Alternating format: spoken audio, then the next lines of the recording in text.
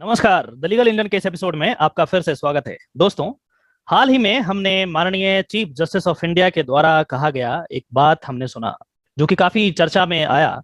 और उन्होंने कहा कि सिटीजन लॉ जो है वो कॉलोनियल लॉ है, अब हमारे यहाँ इसकी जरूरत नहीं है। और उसके बाद उन्होंने माननीय अटॉर्नी जनरल ऑफ इंडिया इनको पूछा कि क्या 75 साल बाद भी ऐसे लॉ की कोई जरूरत है क्या।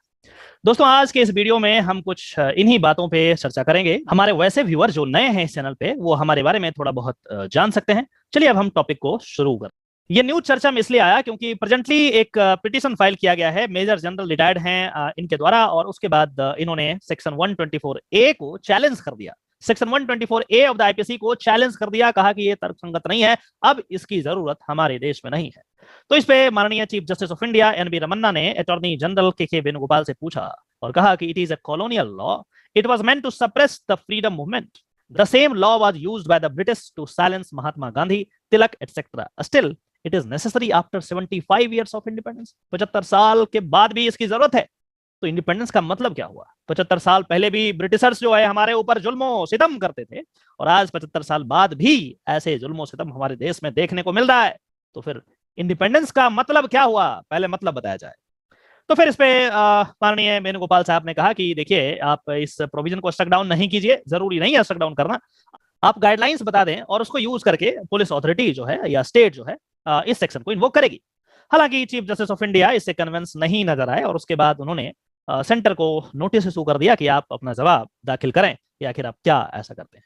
और इसी बीच सीजीआई ने बिल्कुल क्लियर कहा कि the CGI said if one see the history of the people charge under this section the conviction rate is very low. बहुत कम कन्विक्शन रेट है, और इससे साफ जाहिर होता है कि आप झूठ मूठ का गलत लोगों को जो आपके अगेंस्ट कुछ बोलते हैं आप उनको 124 ए में बुक कर देते हैं, जिससे क्या होता है, उनको परेशानी होती है।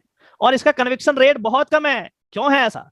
कन्विक्शन रेट कम है मतलब कोर्ट का समय को बर्बाद किया जा रहा है इन एग्जीक्यूटिव के द्वारा जबरदस्ती वैसे लोगों के अगेंस्ट 124 ए लगाने पे जो कि कभी कुछ ऐसा नहीं किया, जो कि सिर्फ अपनी बातों को व्यक्त कर रहे थे गवर्नमेंट के अगेंस्ट। तो मतलब एक तरीके से गवर्नमेंट इसका मिसयूज जबरदस्त कर रही है। फिर चीफ जस्टिस ने एक एग्जांपल भी दिया कि कुल मिलाकर के ये एक ऐसा चीज है जो कारपेंटर को बताया गया कि एक आइटम बनाओ, कोई ऐसा औजार बनाओ, कुछ ऐसा बनाओ, कोई ऑब्जेक्ट का नाम दे दिया, और वो कारपेंटर जो है अपने कुल्हाड़ी से क्या कर दिया, पूरे फॉरेस्ट को काट दिया। कुछ इस तरीके की बात यहाँ पे हो रही है कि एक सेक्शन दिया गया ताकि वैसे कुछ एक्सेप्शनल केसेस में इसका यूज करना चाहिए था, लेकिन इसको तो आपने हर किसी के पास लगा दिया, हर किसी के अगेंस्ट लगा दिया जो भी आपके विरुद्ध बात करता है। आइए बात करते हैं कुछ की पॉइंट्स को लेकर के जो कि सिटीजन से जुड़े हुए हैं, हिस्टोरिकल बैकग्राउंड को देखने का प्रयास करते हैं। Citizen law were enacted in 17th century, 17वीं शताब्दी में इंग्लैंड ने इसे इंट्रोड्यूस करा था। और उस समय के जो लॉ मेकर्स थे उनका बिलीव था कि भाई जो only good opinions of the government should survive, जो अच्छा ओपिनियन है, जो अच्छा बोले आपके बारे में वही सर्वाइव करे, बाकी सबको मार दो। तो उस तरीके का जमाना कुछ और था, अब जमाना कुछ और आ गया। कई बार मैं अपने स्टूडेंट्स को कहता हूं कि लॉ जो है वो सोसाइटी के डिमांड को कैटर करता है। उस समय सोसाइटी का डिमांड कुछ और होगा, आज बदल गया है, तो इसे जरूरत है बदलने की। फिर आगे बात करता है कि लॉ वाज ओरिजिनली ड्राफ्टेड इन 1837, 1837 में इसे ड्राफ्ट किया गया मैक्यूले के द्वारा। और उसके बाद इसको 1860 में जब हमारा इंडियन पीनल कोड बना तो इसे ओमिट कर दिया गया, मतलब इसे इंक्लूड नहीं किया गया था। आप समझिए, जब हमने आईपीसी बनाया था तो इसको नहीं रखा गया था, इसको बाद में ऐड किया गया, वैसे हिंदुस्तानी को सप्रेस करने के लिए जो ब्रिटिशर्स के अगेंस्ट आवाज उठाते थे, अपने देश को आजाद करने की बात करते थे। फिर कहता है कि section 124 A was inserted in 1870, यहाँ पे ऐड किया गया है। तो ये सारी बातें यहाँ पे किया गया है। मैंने पहले ही बताया है कि आखिर किस तरीके से इसको यूज किया जाता था। यहाँ पे आप देखिए, चीफ जस्टिस ऑफ इंडिया ने बिल्कुल क्लियरली कहा है कि यहाँ पे बाल गंगाधर तिलक, महात्मा गांधी 1922 में ये सबको सप्रेस किया है, चार्ज कर दिया, और उसके बाद इनको भी चार्ज किया था। और कारण ये था कि इन्होंने आर्टिकल्स कुछ पब्लिक जो है पब्लिश किए थे, इसी की वजह से इनकी बातों को दबाने के लिए जबरदस्ती यूज किया गया था। चलिए फिर बात करते हैं सिटीजन लॉ आज का जो है 124 ए में इंडियन पीनल कोड में दिया गया है। क्या है इसमें, बहुत ही संक्षेप में हम समझने का यदि प्रयास करें तो ये कहता है कि any person by words either spoken or written or by sign or by visible representation or otherwise brings or attempt to bring into hatred or contempt or excites or attempts to excite disaffection towards the government established by the law। और यहाँ पे इस तरीके से किया गया है। अब डिसअफेक्शन की बात जो यहाँ पे कर रहा है काफी वेग है, बहुत बड़ा वेग टर्म है, इसका इंटरप्रिटेशन अलग अलग तरीके से हो सकता है। तो यहाँ पे कहा गया disaffection includes disloyalty and all feelings of enmity. कितना वेग है, बहुत वाइड है, डिपेंड करता है इंटरप्रिटेशन पे। अब सबसे बड़ी बात है कि आखिर यहाँ पे ये क्यों डाला गया, आखिर कोई भी गवर्नमेंट हो इससे मोहब्बत क्यों करती है गवर्नमेंट, क्योंकि एक बहुत बड़ा अस्त्र है उनके लिए। कोई भी गवर्नमेंट के अगेंस्ट कुछ बोले 124 से लगा दो, चुप हो जाएगा। तो ये चीज एक तरीके से सप्रेस करने की बात यहाँ पे करता है। आखिर गवर्नमेंट इसे छोड़ना क्यों नहीं चाह रही है, उसके पीछे भी मैं कारण जरूर बताऊंगा, लेकिन इससे पहले कुछ और इंपॉर्टेंट बातों को हम यहाँ पे समझते हैं। इसकी पनिशमेंट की बात करें तो भाई इसमें नॉन बेलेबल ऑफेंस है, मतलब ये हुआ कि आपको बेल एज अ राइट आपका नहीं है, मन किया कोर्ट तो दिया, मन किया तो नहीं दिया, डिस्क्रिशनरी पावर है, कुल मिलाकर के ऐसे समझते हैं। पनिशमेंट इनमें रेंज करता है इंप्रिजनमेंट अप टू 3 इयर्स से लेकर के लाइफ टर्म तक, आजीवन कारावास की भी सजा हो सकती है इसमें। तो ये चीज है। कोई भी व्यक्ति के ऊपर लगा दो तो भैया क्या होगा, board from government jobs, government job नहीं होगा उसका। आप बताइए कितना बड़ा बात यहाँ पे कहा गया। फिर कहता है कि they have to live without their passport and must produce themselves in the court at all times as and when required. इतने सारी मुसीबतों का सामना करना पड़ सकता है यदि गवर्नमेंट आपके ऊपर 124A लगा देती है। और कैसे लगाती है गवर्नमेंट 124A? जिसको मन किया पकड़ा लगा दिया, जो भी उनके अगेंस्ट कुछ बोला लगा दिया। हो सकता है कि मैं ये वीडियो बना रहा हूं, हो सकता है गवर्नमेंट इस पे मुझे भी 124A लगा दे, खैर वो लगाएंगे तो मैं देखूंगा। आगे बढ़ते हैं। फिर कहता है कि major supreme court decision, supreme court की डिसीजन की बात करते हैं कि आखिर कौन कौन से जजमेंट इस पे आए हैं। बहुत सारे जजमेंट है, सीरीज ऑफ जजमेंट है, कुछ इंपॉर्टेंट जजमेंट्स के बारे में हम यहाँ पे चर्चा करेंगे। तो supreme court highlighted debates over the sedition in 1950। 1950 से शुरू हो गया। आप बताइए 1947 में आजादी मिली, 1950 से ये चल रहा है कि भैया सेडिशन जो है ये सही है नहीं है, कैसे यूज करना चाहिए, इसका मिसयूज को रोकने के लिए क्या करना चाहिए, और आज 2021 आ गए। बताइए। The Supreme Court highlighted debates over the sedition in 1950 in its decision in Brisbane versus the State of Delhi and Ramesh Thapar versus State of Madras. फिर आगे बढ़ते हैं। In these cases, the court held that a law which restricted speech on the ground that it would disturb the public order was unconstitutional. Clear कर दिया कि भैया इस तरीके का जो लॉ है वो अनकॉन्स्टिट्यूशनल इसलिए होगा क्योंकि ये स्पीच को रिस्ट्रिक्ट करता है। ग्राउंड क्या दिया कि भाई डिस्टर्ब करेगा पब्लिक ऑर्डर को। फिर कहता है कि it also held that disturbing the public order will mean nothing else than endangering the foundations of the state और थ्रेटनिंग इट्स ओवरथ्रो।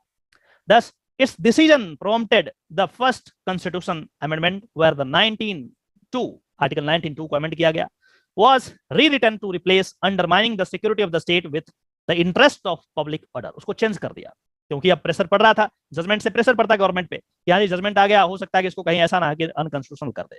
तो फिर क्या कर दिया, 19 को चेंज कर दिया और कहा कि देखो यहाँ पे हमने इंटरेस्ट ऑफ पब्लिक लिख दिया है, मतलब इंटरेस्ट ऑफ पब्लिक ऑर्डर में कुछ यदि बोल रहे हैं जिससे पब्लिक में डिसऑर्डर क्रिएट हो जाए तो भी ये यहाँ पे आ जाएगा। ये एक्सेप्शन डाल दिया गया। मतलब फ्रीडम ऑफ स्पीच का मतलब ये नहीं कि आप कुछ भी बोल सकते हैं, और इसी को यूज करके फिर ये जो सेक्शन है वो सर्वाइव कर गया। 1962 की बात यदि करें, बहुत इंपॉर्टेंट केस है, Kedarnath Singh versus state of Bihar, और इसमें कॉन्स्टिट्यूशनल वैलिडिटी को चेक किया गया। Section 124A of the IPC के कॉन्स्टिट्यूशनल वैलिडिटी को यहाँ पे चेक किया जाए। 1962 में माननीय सुप्रीम कोर्ट ने इसे कॉन्स्टिट्यूशनली वैलिड माना। It upheld the constitutionality of the sedition but limited its application, लेकिन उसके एप्लीकेशन को लिमिट कर दिया कि आप अंधाधुंध आप फायरिंग नहीं कर सकते, अंधाधुंध आप जिस पे मर्जी आए उस पे आप इसको शूट नहीं कर सकते। सेक्शन 124A को आप रैंडमली इन्वोक नहीं कर सकते। इसमें कहा गया कि एक्ट्स इन्वॉल्विंग इंटेंशन और टेंडेंसी टू क्रिएट डिसऑर्डर और disturbance of law and order और इंसाइटमेंट टू वायलेंस होना जरूरी है। It distinguishes these from very strong speech or the use of vigorous words strongly critical of the government। तो वहां से थोड़ा सा यहाँ पे डाइल्यूट किया माननीय सुप्रीम कोर्ट ऑफ इंडिया ने, हालांकि उसको कॉन्स्टिट्यूशनली वैलिड पाया। लेकिन ये बात हो रही है 1962 की, कितने साल हो गए, 1962 बहुत पुरानी बात है, अब 2021 आ गया। अब बात करते हैं 1995 के डिसीजन की। The supreme court in Balwant Singh versus state of Punjab held that mere sloganeering, आप नारेबाजी करते हैं, which evoked no public response did not amount to sedition। नारेबाजी कर दिया गवर्नमेंट के अगेंस्ट, ये सेडिशन में नहीं आएगा। और समय समय पे माननीय सुप्रीम कोर्ट और कई बार हाई कोर्ट्स ने भी इसको डाइल्यूट करने का प्रयास करता रहा है। Arguments in support of 124A, क्या क्या आर्गुमेंट है इनके सपोर्ट में उसको भी जरा देख लेते हैं। Section 124 of the IPC has its utility. कहां कहां यूटिलिटी है जी? एंटी नेशनल से कॉम्बैट करने के लिए, जो अलगाववाद की बात करते हैं, देश को तोड़ने की बात करते हैं, उससे टेररिस्ट के लिए, ऐसे एलिमेंट से डील करने के लिए यहाँ पे इसको रखा गया है। ये फॉर सपोर्ट में है। फिर कहता है it protects the elected government from attempt to overthrow, मतलब गवर्नमेंट को ऐसा डर है कि भाई जो in accordance with the law government आया है उसको ओवरथ्रो कर दिया जाए, ऐसा डर है। गवर्नमेंट इतनी बड़ी एंटिटी है, उसको डर है ऐसा, स्टेबिलिटी ऑफ द स्टेट खतरे में ना पड़ जाए, ऐसा है, इसलिए इसको रहना चाहिए।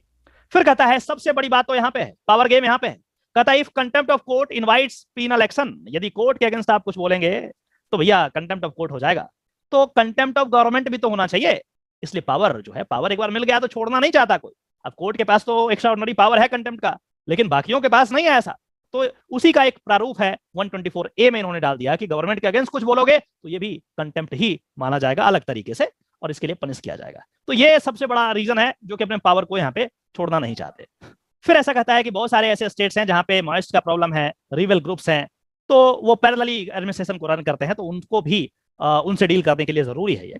और इस तरीके से बात किया गया है कि ये सब फॉर, तो इस तरीके से जो आर्गुमेंट्स थे वो फॉर सिटीजन थे। अब कुछ ऐसे आर्गुमेंट जो अगेंस्ट द सिटीजन है उसको वो देख लेते हैं। कहता है कि section 124A is relic of colonial legacy. ये बात तो बिल्कुल सही है, कॉलोनियल लीगेसी का ये रिलिक है। And unsuited in a democracy, democracy में अनसूटेड है, उस समय डेमोक्रेटिक तरीके से हम नहीं काम कर रहे थे, जैसा ब्रिटिशर सोच रहा था वैसा हमें करना पड़ रहा था। It is constant on the legitimate exercise of constitutionally guaranteed freedom of speech and expression, जो हमारा राइट है freedom of speech and expression, उस पर एक धब्बा है एक तरीके से, और उसको रोकने का प्रयास करता है। फिर कहता है कि dissent and criticism of the government are essential ingredients of robust public debate in a vibrant democracy, they should not be construed as sedition. और उसको गवर्नमेंट के अगेंस्ट यदि मैं बोल रहा हूं तो इसको सिटीजन नहीं समझा जाए। राइट टू क्वेश्चन, संविधान बात करता है कि आपके पास साइंटिफिक टेम्परामेंट होना चाहिए, तो कैसे होगा, क्वेश्चन करेंगे। तो वही कह रहा है कि right to question, criticise and change ruler is very fundamental to the idea of democracy. तो इसको करने दो ना, यदि गवर्नमेंट के अगेंस्ट बोल रहे हो उसको सिटीजन कर रहे हो तो कैसे बोलेगा वो।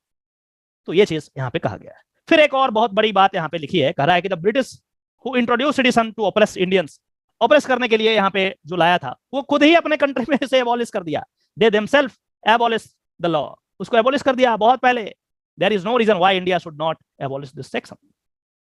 जिसने इसे बनाया वो अपने कंट्री में इसे एबॉलिश कर दिया, भैया हम इसे क्यों ढो रहे हैं? अरे ब्रिटिशर्स के पापों को हम क्यों ढो रहे हैं?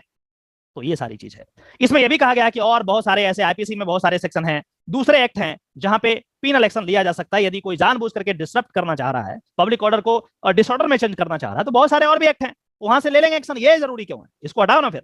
तो इस तरीके का बात यहाँ पे किया गया है। फिर लास्ट में कहा गया कि आईसीसीपीआर में भी ये जो है रिकॉग्नाइज किया गया कि हम freedom of speech and expression को हम तवज्जो देंगे, लेकिन उसके बावजूद भी हम इस तरीके के लॉ रखे हुए हैं। ये बहुत ही दुखद है और इसको जल्द से जल्द हटना चाहिए। तो इस तरीके से हमने बहुत ही संक्षेप में सिटीजन लॉ के बारे में थोड़ा बहुत जानकारी जो अभी चर्चा का विषय बना हुआ है उसको समझने का प्रयास किया है। आशा करता हूं कि इस वीडियो के माध्यम से कुछ ना कुछ जरूर आपने नया सीखा हो, और यदि ऐसा हुआ है तो इस चैनल को सब्सक्राइब कर लें, और इसी तरीके के और भी लीगल ऑथेंटिक जानकारी पाने के लिए हमारे चैनल को सब्सक्राइब करके बेल बटन को क्लिक कर दें, ताकि समय समय पे हमारा जो पोस्ट है आपके पास पहुंचता रहे। चलिए फिर से मिलते हैं किसी और टॉपिक में, तब तक के लिए नमस्कार, जय हिंद।